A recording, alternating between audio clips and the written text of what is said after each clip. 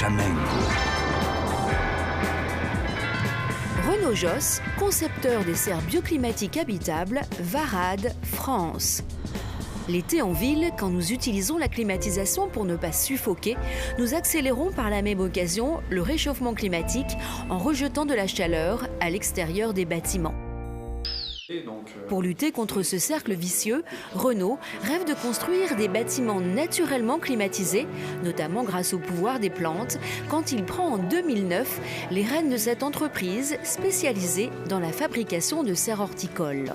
Quand j'ai commencé à dire au bureau d'études qu'on va y aller, on y va, ils m'ont un peu regardé comme un fou, en me disant mais où est-ce qu'ils nous emmènent, on ne sait pas aller faire des bâtiments comme ça, on ne sait pas les répondre aux contraintes techniques qu'on a, etc., etc.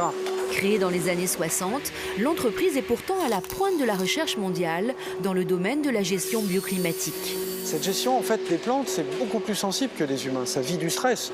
Alors des fois, on les met en stress, les producteurs les mettent en stress volontairement, mais au contraire, si on veut, il y a d'autres moments où il ne faut surtout pas les mettre en stress.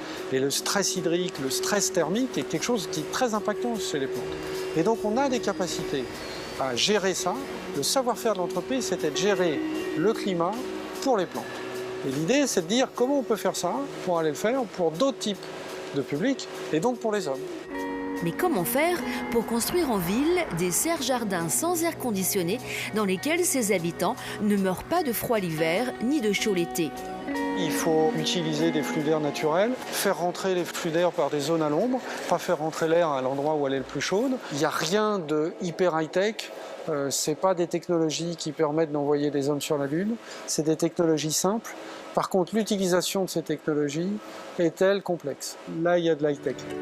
Ce marché est encore balbutiant, mais un nombre croissant de citadins souhaitent se rapprocher de la nature et de ses lois.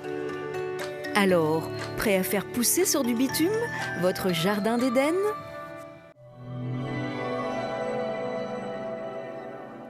Chamengo.